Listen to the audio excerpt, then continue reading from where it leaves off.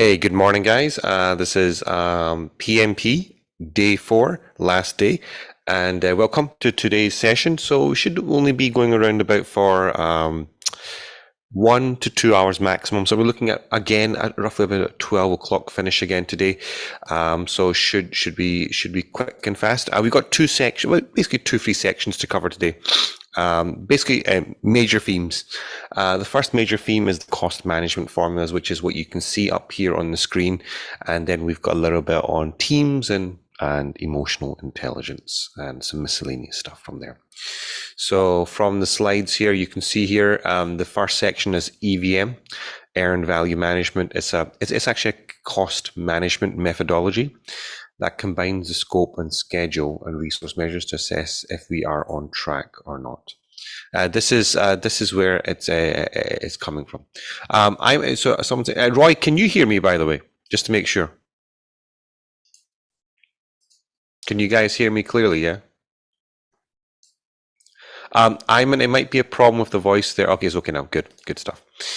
So what I'm going to do now, just enable the recording, record to the cloud. So yeah, this is the topic we'll be covering about. These are the variables we'll be talking about. But don't worry, what I'm going to do is I'm going to share a live physical example that I'm going to do in front of the class. So yes, you can see three variables here, PV, which is planned value, EV, earned value, and AC, actual cost.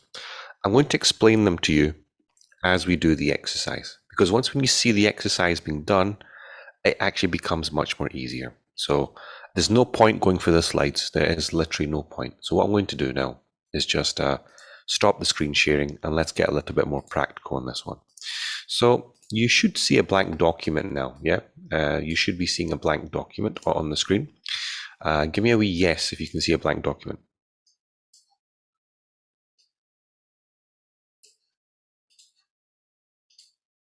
Okay, cool. Fine.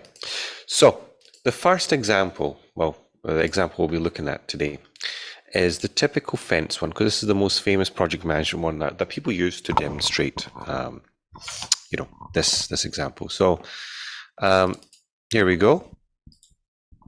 So example one, you are the project manager and you need to build a fence. The fence has 4 sides and each side is going to take 1 day. Okay, 1 day to construct and $1,000. So to build one fence, it's 1 day duration and $1,000 to construct. Today is the end of day 3. So they've given you a wee little bit of a status update just to let you know, which day we are on, which is an important piece. Okay. Now here's the status update that we can see here. So side 1 is complete, which is good, and they spent about $1,000. Side 2 is complete, and they have spent $1,200. So there could have been an increase in oil, in oil's prices, cost of materials. Error might have happened. There was rework to be done. So there could be many reasons why that extra $200 is there, but never mind. There's an extra cost. Side 3, check here, 50% done. So side 1, side 2 is complete. And today is, remember, end of day 3. So side 3 is 50% done and spent $600. And side 4, we haven't even started. So the first thing that we want to look at here is something called PV, which is called planned value, which is the estimated value of the work planned. So gentlemen, the key word here is planned. Okay? Plan. So PV, the way it works out as in this example, is 1K because it's complete. No, sorry, 1K because side 1, side 2, and side 3. We were planning by the end of day 3 to have 3 sides done. Remember, gentlemen, look, planned. By the end, today is the end of day 3. By the end of day 3, we were planning to have how many sides done? 3 sides. So if that is the case, then that means 1K plus 1K plus 1K is 3K because we were planning by the end of day 3 to have 3 sides. Give me a 1 in the chat if you've understood that.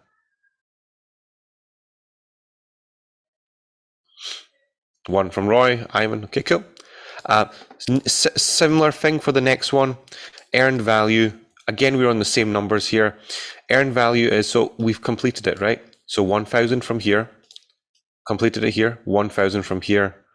50% done. So we only get 500 from here. So 1K plus the 1K, give 2,500K. Give me a 1 in the chat if you've understood that. And this is called EV. And EV is earned value. that's where that one's coming in, which is accomplished. The work that you have actually accomplished. That's where that one's coming from. Okay. And then the last one, gentlemen, is AC, actual cost. Okay. Actual cost is what the actual cost was to build those 3 sides. Okay. And you can actually see here, it's actually very easy to pick out 1,000, 1,200, and 600. Done. That's it. Okay, that's the first set of formulas there, gentlemen. And there's a couple more that we're going to just talk about. BAC, which is budget at completion. How much money did we budget for the total project ever, which is actually very easy. 1K, 1K, 1K, 1K. So it's there, 4K. So basically what's going on here is that they are trying to get an idea, an understanding of are we on track? Are we off on track? As you can clearly see here, the project is questionable, right? Because look, it's questionable and it's questionable right now. So there are 2 other formulas that they want us to look at, which is called, now these are just plug and play formulas. Cost variance, which is EV minus AC, which is negative is over budget, positive it's under budget. Schedule variance, EV minus PV, negative is behind schedule, positive is ahead. So let's just plug in the numbers and see what happens. So CV, which was the first one, is EV minus AC. So that's basically, you just take the numbers here, 2,500 minus 2,800 gives you minus $300. Basically now the project is $300 over budget. Not good. Not good.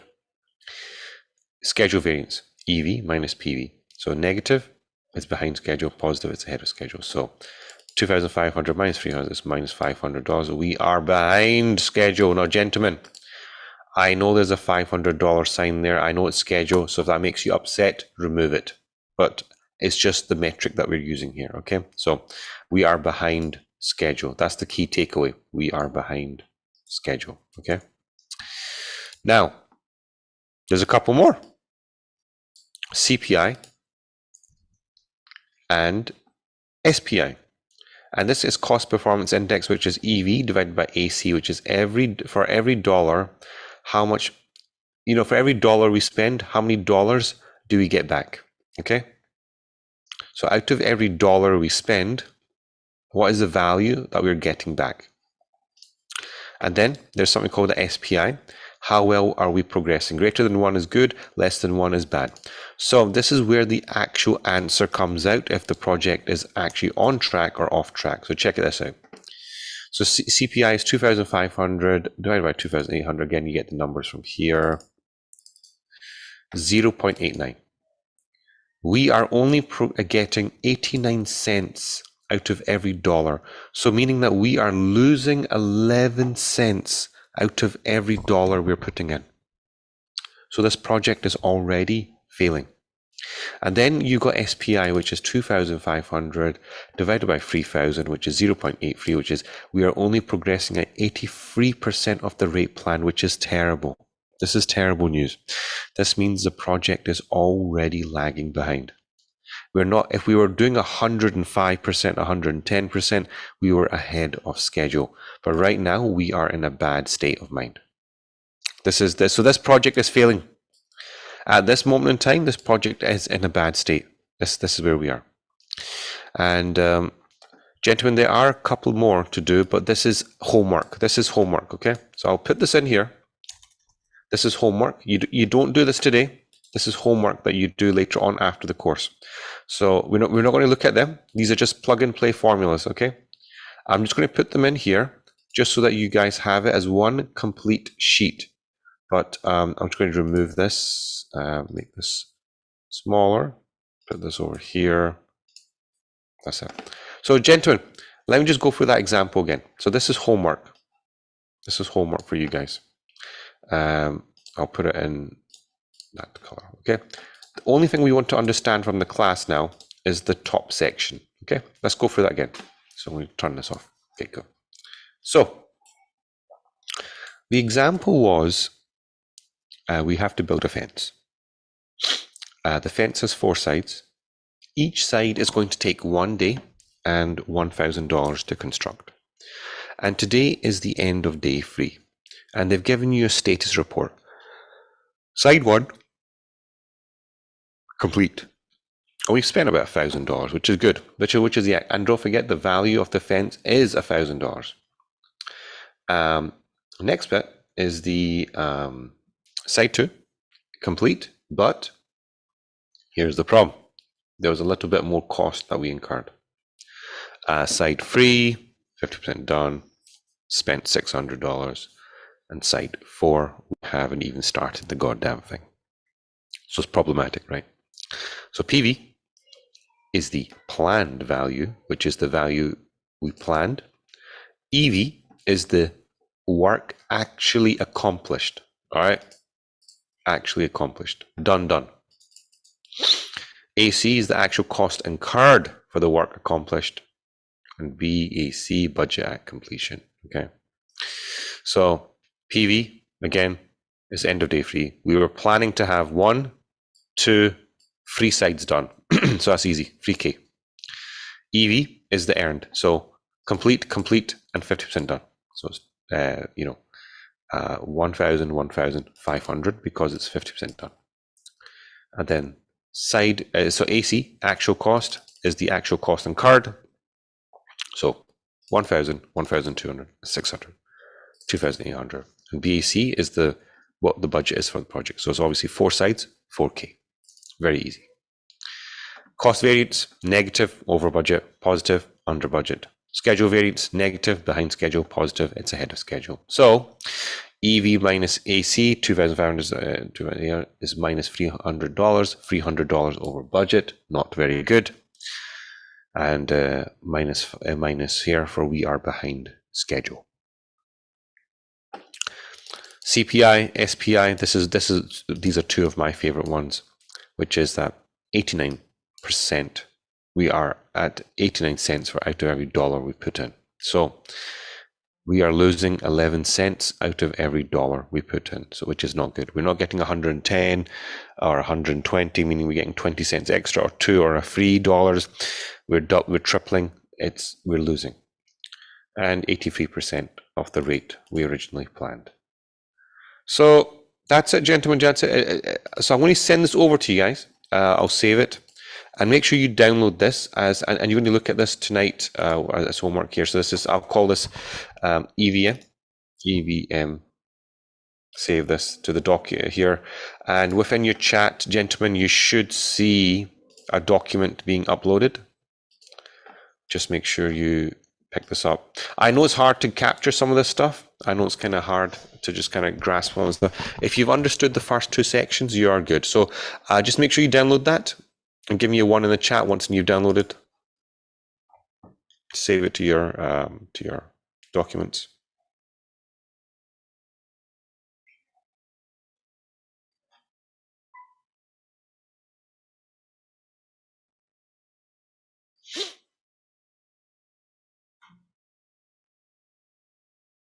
Okay, good stuff, guys. And that's it. That's the cost stuff done. I know you probably have questions. It's probably best to just kind of leave it at it is right now, because you need a little bit of time to just kind of go through it yourselves. If you've understood the first section, which was the this bit, that's good enough. And then in the house, you can do a little bit more revision to get this bit done. That's the second stage. And then this is the third stage. Okay, but don't do that now. Leave this for now. Too much. It's too much work for now. So the only bit you should get is this bit. So this bit, if you have understood this bit, this is good. If you understood this bit, excellent. If you've done this as well, you've gone above and beyond. So that's where it is. Okay. Any questions?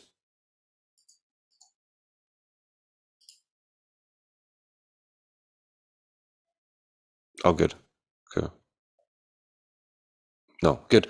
Okay, fine. Just requires a little bit more revision, and you'll get it. And just memorize the formulas. Okay, that's it. So we stop the screen sharing there. Turn this off. I want to go back to the slides now, and that was the EVM stuff. So, gentlemen, that was the difficult stuff done. We have a nice, very nice set of slides now coming up, which is just to do with teamwork and stuff. Nothing too difficult, nothing too challenging. Lead a team. Here we go. So you should see my screen. Sorry, you should see the slides pop up now. Share screen. Okay, good. So yeah, we're leading the team here. So leadership, very important, as you can imagine, as a project manager, is one of the key traits that you need to be doing day in and day out. But leadership traits can also come in many forms, and that means you need to have the right skill sets. So that means conflict management, cultural awareness, decision making, facilitation, meeting, negotiation, networking, observation. So many things that you need to do. But remember, as a project manager, you need to have these capabilities in your within your repertoire. And don't forget, leadership and management are not the same thing. They're not. There's some slight differences between them. And you can see here, I'm sure you've seen this before. You can see in the slide here that there are major differences. And because of this, it's problematic for project managers because they need to exhibit both of these states at the required times. So that means sometimes you will need to be managerial and sometimes you will need to be leadership orientated. And that basically means that you need to be able to switch between. Very important skill. And if you're able to switch, that makes you a very successful project manager. It really does. And remember, the leadership inspires while the management controls. That this is really the differences between the two there. And one of the key skill sets that you should have is this idea of servant leadership. And servant leadership is basically around, it's basically around how can I help you? Where are the issues? Where are the impediments? Where do you need the assistance? So it's a skill set like this. It's about facilitation rather than managing. It's about supporting your team through coaching and training. It's about removing the impediments and focusing on accomplishments. So it's a different style of working, a different way of supporting your team. And this sort of thing. So it's a different style. So it's a good thing to just kind of take note of here. And so if you have this kind of situation whereby you're having to support, check on how people are doing, this is something that you should do. And I think we've got some videos here as well. I'm going to stop the screen sharing. I'm going to share the screen, share the sound, and give me 2 seconds so you can put the thing on. Here we go. Welcome to the Project Management Institute's Spotlight series. In this presentation, the spotlight is on leading without authority. You're the project manager for a major new initiative. Several key elements of the project are falling behind schedule. You've tried getting the people responsible for these tasks back on schedule, but you lack the organizational authority to enforce your requests. So what can you do? Fortunately, there are a few strategies you can use to lead without relying on a formal power structure. The first tip that will help you lead without authority is to remember that leadership is about influence. It's not about position. Job titles may grant people responsibility and power, but it is influence that makes a leader. If you want to know whether or not you're a leader, there's an easy way to find out. Check to see if anyone is following you. The next strategy is to avoid manipulating people. Instead, motivate them. When you lead people for your own benefit, such as advancing your career, you exploit them, which often yields only short-term gains. But when you focus your project team on a specific, valid goal, you show them respect, increase overall productivity, and provide a win-win scenario for both your team and yourself. Another important strategy is to lead with integrity. This is something all leaders should strive to do. Do you? Integrity should be the foundation of your reputation as a leader, because people don't follow leaders who lack it. Leading with integrity means you do what you say you will do. You are consistent and dependable, and you work in such a way that compels others to trust you. Leading when you don't have formal authority also requires you to keep your emotions under control. As a project manager, you will be challenged. People will misunderstand you. They might be suspicious of you or question your motives at times. All of this can cause your emotions to run high. An effective leader knows reacting on those emotions can cause problems. Be sure you think before you react. Forming this habit will communicate to your team that you base decisions on project needs, not emotion. As a project manager, you deal with plenty of problems every day. And as you know, most problems do not resolve themselves. In fact, they usually get worse over time. So the sooner you deal with problems, the easier they are to fix, usually for the good of the project team, and the organization. Finally, good leaders are always learning. An organization can only grow as its leaders grow. As a project manager, you should never be satisfied with your leadership skills. Instead, challenge yourself to continuously strive to become a more effective leader and to deepen your character development. And those are some key strategies you can use when you lack official control. Thanks for using the PMI's Spotlight on Leading Without Authority. For more information, so very good, just very good videos, and you'll get access to these videos as well. And don't forget, gentlemen, that there is a big section for the project manager for team building.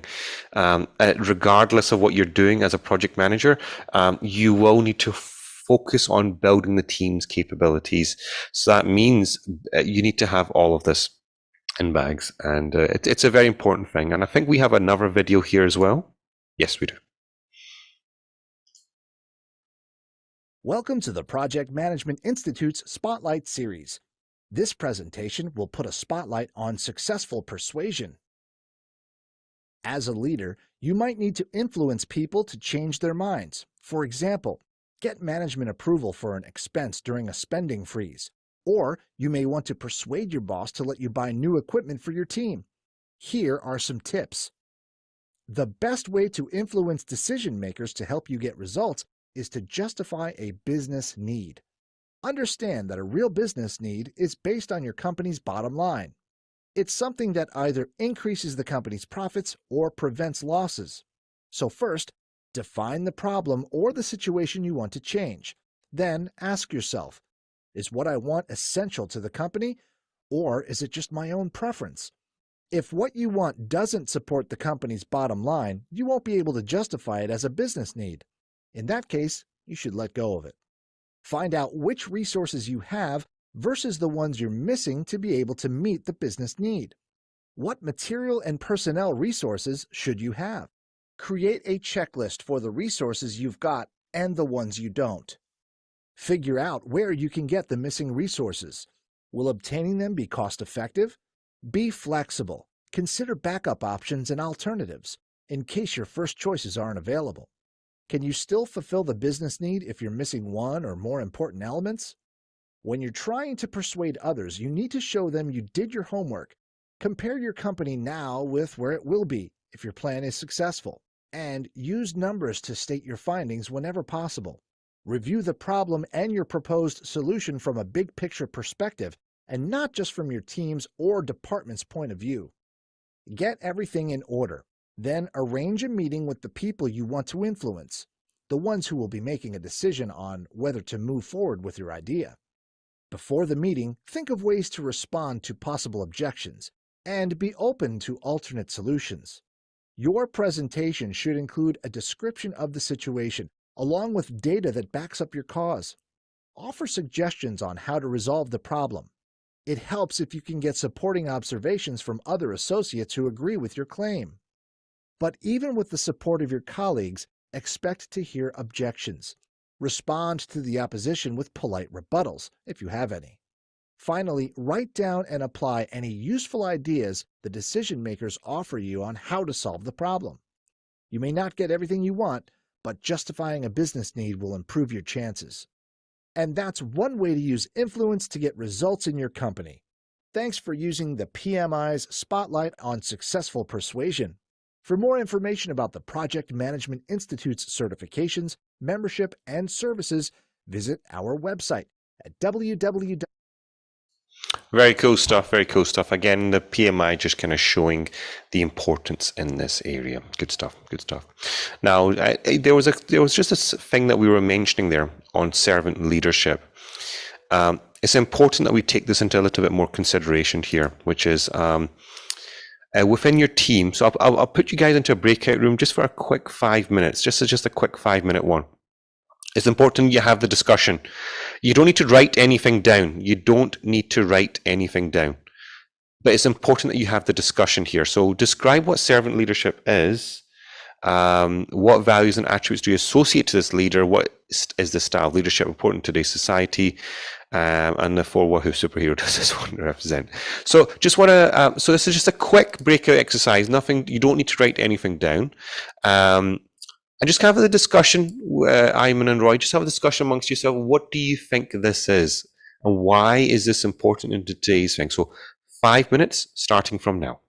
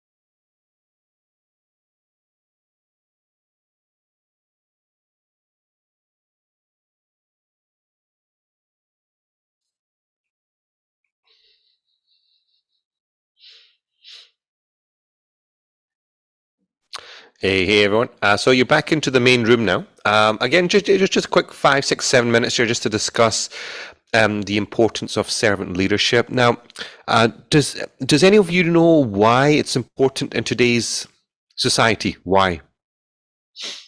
This is probably the most important question of the day.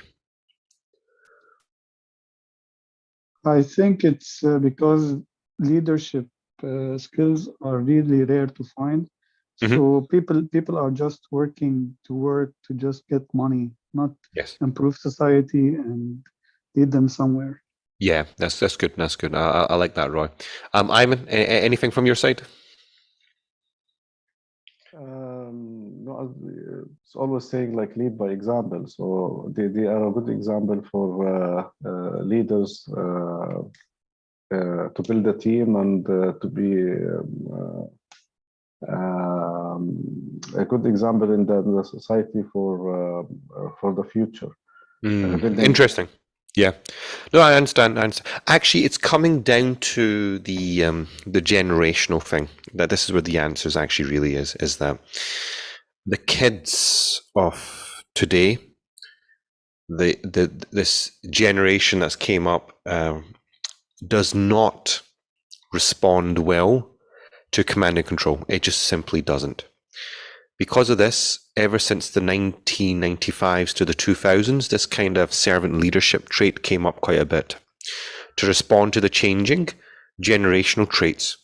So it was recognized back in the early 2000s that this newer generation required a different style of interaction, management, and support. But most importantly, support.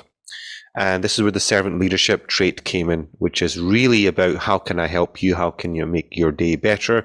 Where are your problems? Where are your impediments? Where are the risks? So where do you need support? Where do you need coaching? This style came in from the early 2000s. So this is where it's coming from. So yeah, it's important because of the generational traits that the kids have come up from today. So this is where it's coming from.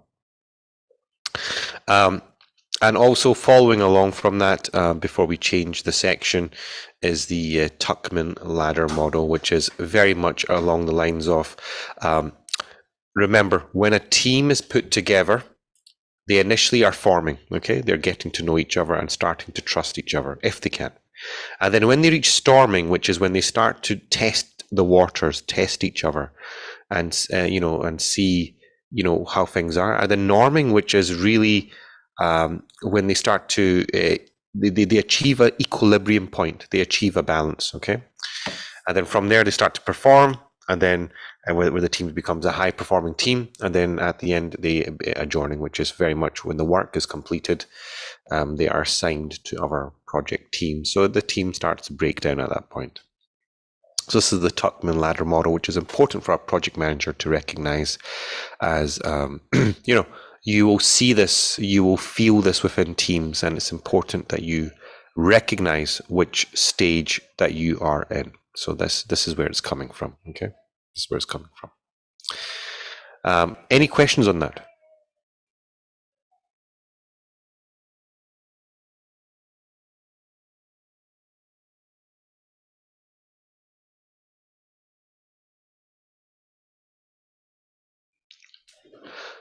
Okay, cool.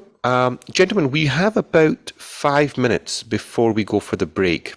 What I would recommend is let me cover collaborate with stakeholders. Simple, short chapter, very short one. And what we'll do is at 10:45, we'll stop and we'll go for the break. We're looking good for time. So it's not to worry them. So yeah. We should engage stakeholders, right? No matter what. We should make trust. We should collaborate. We should produce a healthy working environment, as always we should be doing. And effective collaboration builds trust between all parties. It does. And you've heard us say a lot that we need to do collaboration. We need to do. We need to do this. We need to do this. It's an important piece. Without it, we're not going to get anywhere. It's a fact. It's a fact, gentlemen, that it's a thing that the co-creation of value comes from good collaboration. That's it. There's nothing else that can be achieved if you can't do effective collaboration, especially very important when it comes to project management. And it's probably the single most important thing. And yes, we do. We do have a video. Welcome to the Project Management Institute's Spotlight series. This presentation will spotlight handling pressure from outside your team. You serve on a task force in charge of finding new office space for your company. Because relocating is a big deal, employees outside the task force are very interested in your efforts. You feel your coworkers' nervousness as a weight on your shoulders. Today, the company president dropped in on the team. He asked if you could rent another office in the current building to save the expense of moving. This solution would not fix the problems you have with facility maintenance. You wonder if you are just supposed to agree with authority. Other team members want to propose a better solution, fast, before all your work is thrown out the window. To navigate external pressures like these, try the following tips.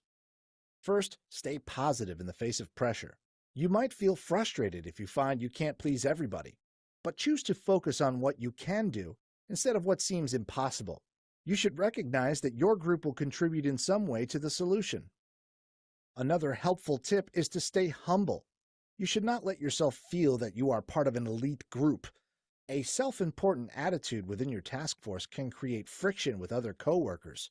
Avoid thinking in terms of us and them. When you keep your task in perspective, it will help employees outside the group support your cause. If people outside the group are critical, try not to be defensive. Even if you have a good attitude, coworkers might think your project is a bad idea. Occasionally, they may belittle the group. They might not understand the details of the problem. Just remember that your team was formed for a reason. Take the criticism in a lighthearted fashion. This keeps relationships on an even keel. Schedules can cause another type of pressure. When this happens, you will need to manage your time. Work as quickly as you can without shortcutting the problem-solving process. Remember that rushing can compromise your judgment. You should also communicate with managers about their expectations and create a realistic timeline. In general, many outside pressures seem smaller when you stay on task. This is true even in awkward situations. You should trust that your contributions matter even when you feel pushed to agree with someone or if you suspect there is a hidden agenda driving the group. Politely give your real opinion. Be prepared to accept a different decision than you want to hear, but stick with the problem-solving process. This is often the best thing you can do to meet goals and strengthen your company. Following these tips, your team was successfully able to find the perfect office space without a lot of stress. And that's how to navigate some of the external problems your team might not be able to control. Thanks for using the PMI's Spotlight on handling pressure from outside your team. For more information about the Project Management Institute's certifications, membership, and services, visit our website at www.pmi.org.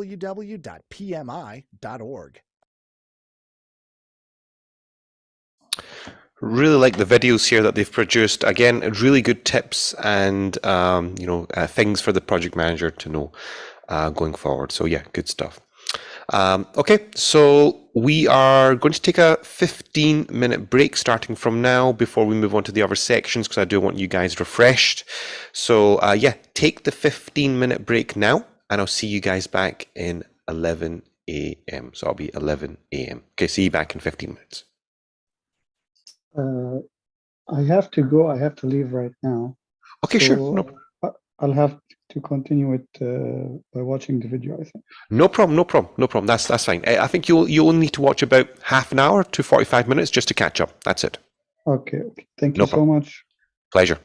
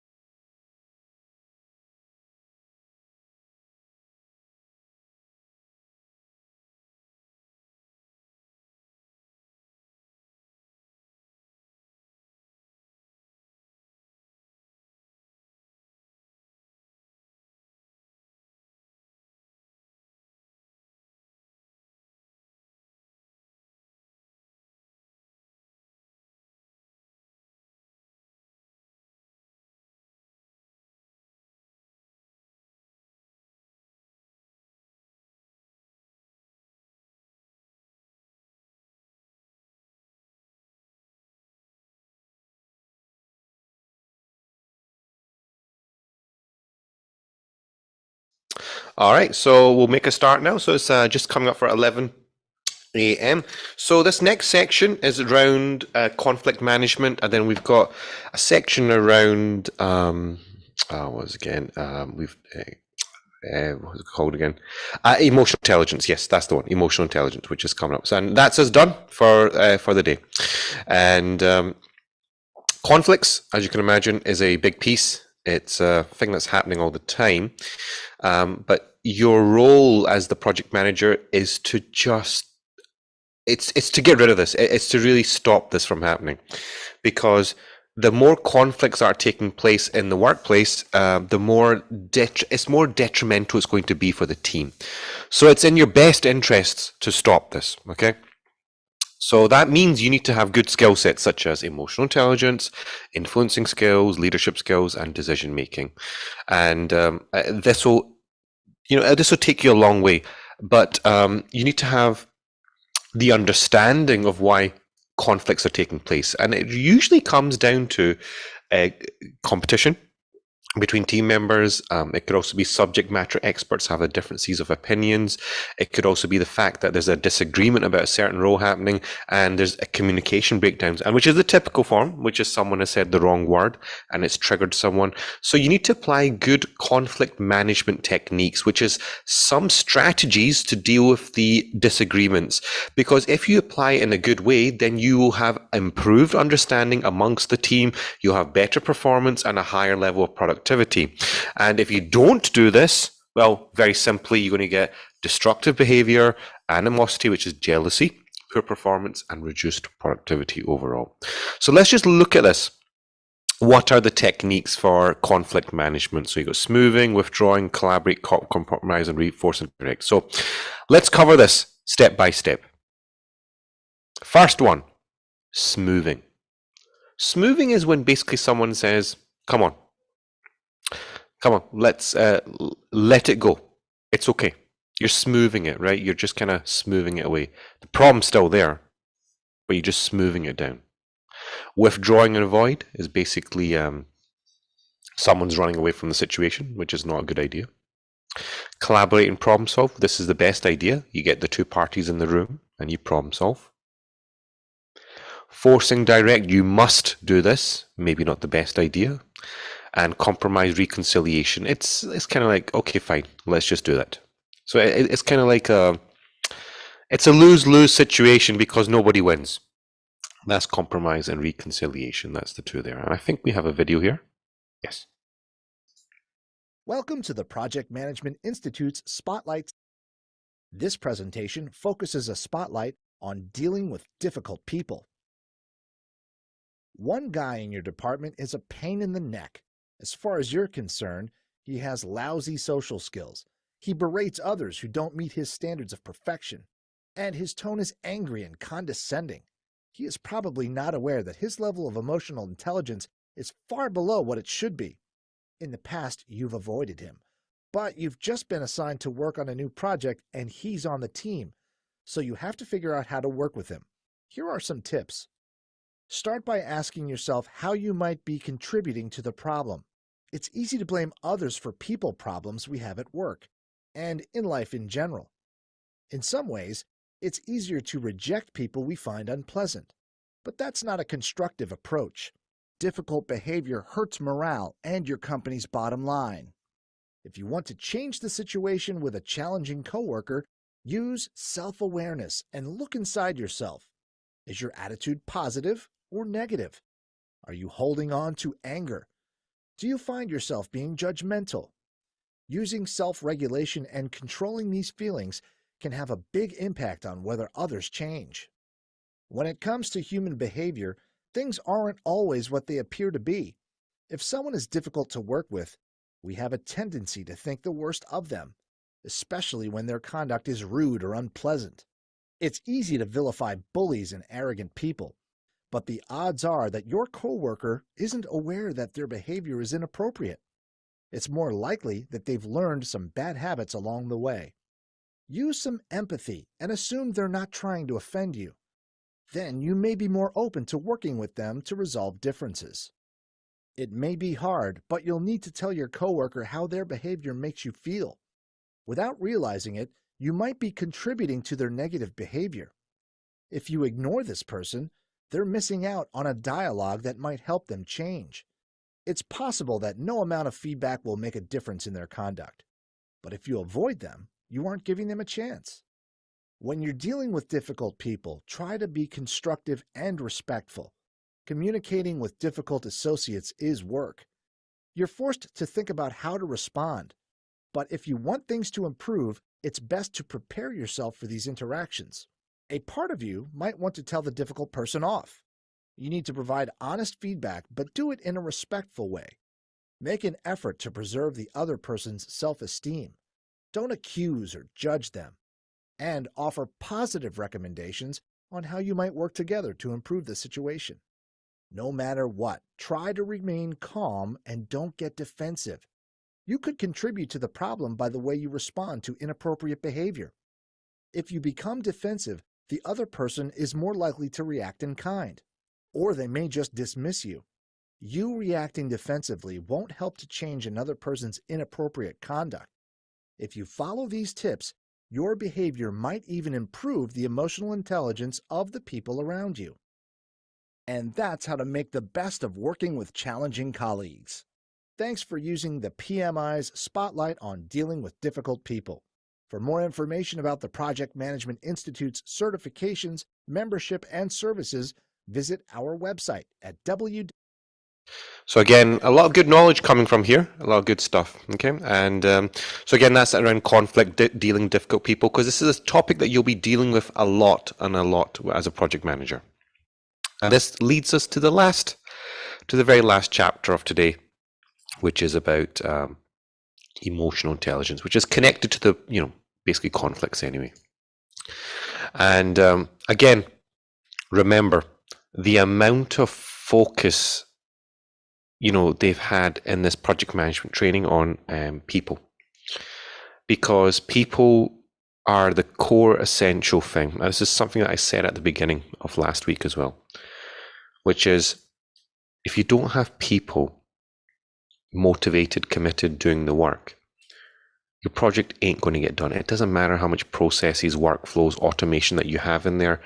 There's still people behind this, and you need effective collaboration behind, in those people to get the job done. Without this, everything is impossible. So applying good levels of emotional intelligence makes a huge, huge difference. And that means that you should have empathy. And the empathy is the ability to understand the feelings of another, to see from their point of view, and the capacity to empathize with what they're feeling, because you don't know what the struggles are, what that person goes through. So these are just the final words that's coming from the PMP, which is just to have this. And this comes from having good social skills, always having good communication abilities, having good building bonds with the team members, having good, strong collaboration, which we've spoken to death about in this course, being a change catalyst when change is needed, because there's changes happening all the time, and we have to deal with that regardless of what's happening within our projects. Conflict management, we spoke about that, and influence, always be influencing rather than managing and controlling, because this is the new way of working. And always apply good levels of leadership, and this needs to be balanced out with management and your team capabilities. Build your team, support your team, and coach your team. And that is the end of chapter 4. That's the end of day 4. So again, thank you so much. That's it. So just a short. So the cost management stuff, stakeholders, communications, emotional intelligence, and team building. So there's a couple of small miscellaneous chapters that we went through today, but again, just to kind of hammer home the point that people are the core essential ingredient of a project. So that's it. So Ivan, I think it's just you there. Yes, I'm here. And yeah, cool. What was your biggest takeaway from the course? no, it's a lot actually. Yeah, it's okay. I'm being a project manager, but when you when you see the course or you hear from the basics what they are talking about, you are putting everything in mind that yes, through this experience, and it's an add-on. When you take the standards advised by the PMI, you can utilize it in your in the career, and it will help a lot. You're right. You're right. Absolutely smack on. You're absolutely bang on correct. Bang on correct. Because it's a toolkit, isn't it? Yes, yes, it's a toolkit. Yes. Yeah, yeah, it's good. It's good. And remember how many times we spoke about the people element, people. I think almost 70% of the course was based around people skills. Yes, So yes, people skills, and yes. you have, as you mentioned before, 60 to 90% communication as a PM. That's something like should be kept in mind. Yeah. You have to be always collaborate with the team, with the stakeholders. More interaction required as a project manager. Yes. Yes. Generally. Yeah. And that's good. That's good. Just want to ask. Yes, great. Now you're gonna send us all these videos. I mean, because Everything. previously the link was expired, so is it? I didn't watch it actually. Yeah. If you contact Said again, I think the link's still there. The link is still there. So what you'll get after the course is I'm going to go to the. So you should have all the videos. So day 1, day 2, day 3, and day 4. So I'll make sure Said sends that across to you. So that's the first thing. Second thing is I'm going to register your guys' attendance for the PMI website. So by 4ish, 5ish, 6ish, you should get the official PMI link. And in there, when you click on that, you can access your mock tests, your videos, your your templates, your slides, all that, and your student workbooks will all be included there. And it's coming official from PMI. Okay, and there will be like a mock-up exam or exactly. Exactly. Side will provide that. Yes. I think it's 400 to 600 questions you're getting. Okay. So there's a lot of fun and entertaining games ahead. Okay, great. Thank you so much for this course, and for pleasure talking to you and hearing from you. Absolute pleasure. A pleasure having you on the course as well. It's been good. I remember the first 2 days are always more interactive because it's just more, it's more doing the work, and obviously the last couple of days are just. You saw what it was: risk management, cost, and then mostly people still. So that's how the course works. But it was good to have you on. Thank you so much, sir. Pleasure. Thanks. Bye. Bye.